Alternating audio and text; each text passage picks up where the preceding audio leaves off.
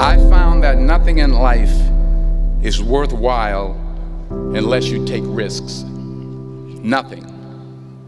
Nelson Mandela said, "There is no passion to be found playing small and settling for a life that's less than the one you're capable of living."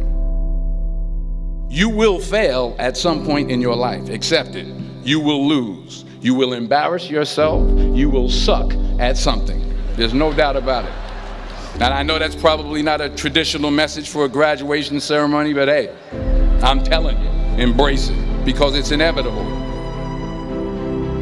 Now, I'm sure in your experiences in school and applying to college and picking your major and deciding what you want to do with life, I'm sure people have told you to make sure you have something to fall back on. Make sure you got something to fall back on, honey. But I never understood that concept, having something to fall back on. If I'm going to fall, I don't want to fall back on anything except my faith. I want to fall forward.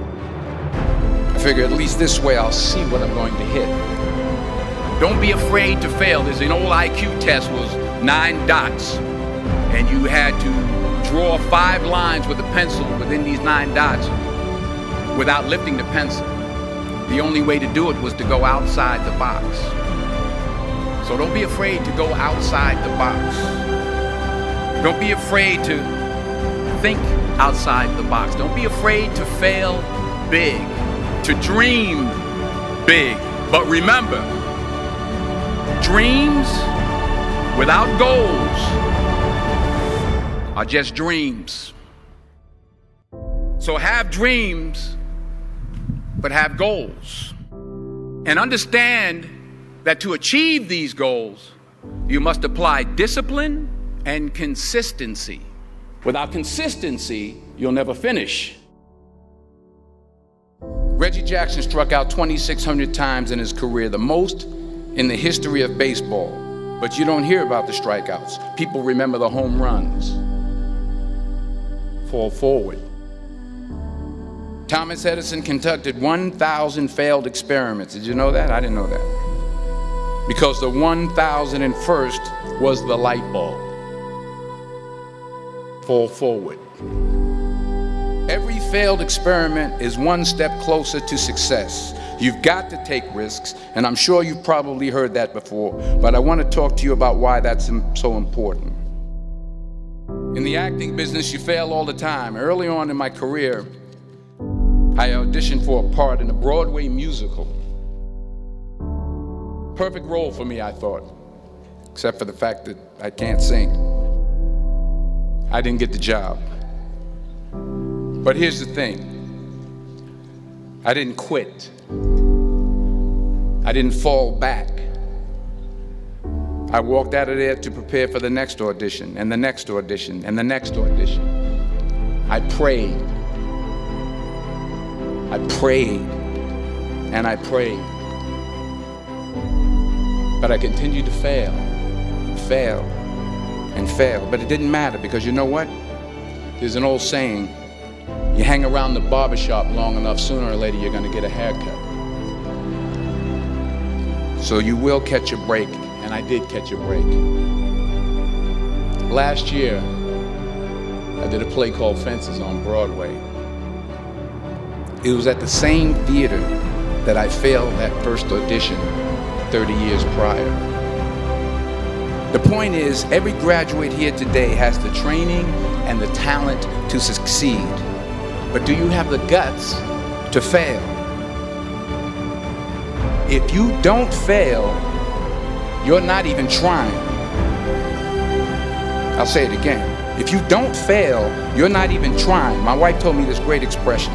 To get something you never had, you have to do something you never did. Les Brown's a motivational speaker. He made an analogy about this.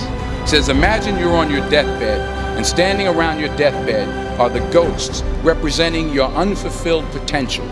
The ghost of the ideas you never acted on. The ghost of the talents you didn't use. And they're standing around your bed, angry, disappointed, and upset. They say, we came to you because you could have brought us to life, they say. And now we have to go to the grave together.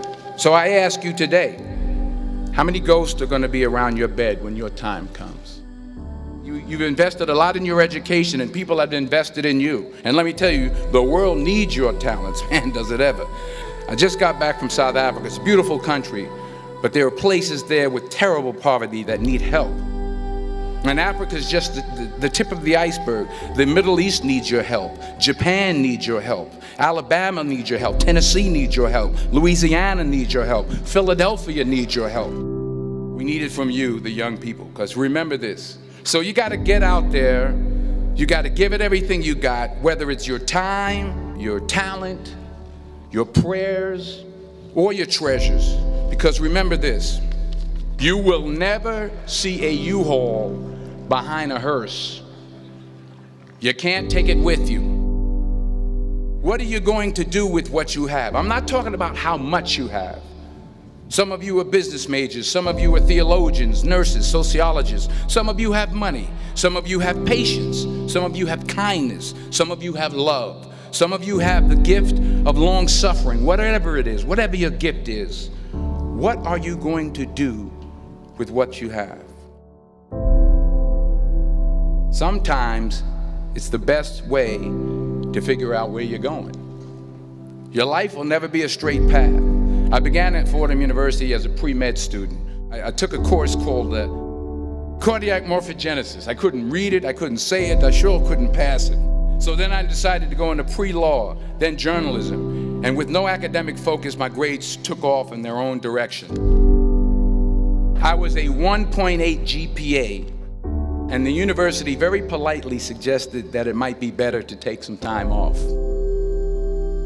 I was 20 years old. I was at my lowest point. And then one day, and I remember the exact day, March 27th, 1975, I was helping my mother in her beauty shop. My mother owned a beauty shop up in Mount Vernon. And there was this older woman who was considered one of the elders in the town. And I didn't know her personally, but I was looking in the mirror, and every time I looked at the mirror, I could see her behind me, and she was staring at me. She said something I'll never forget. She said, "Young boy, I have a prophecy, a spiritual prophecy."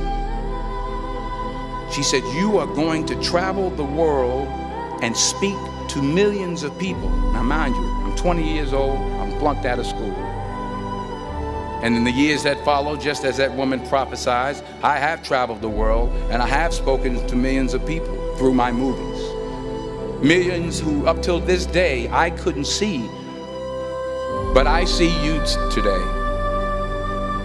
And I'm encouraged by what I see. And I'm strengthened by what I see.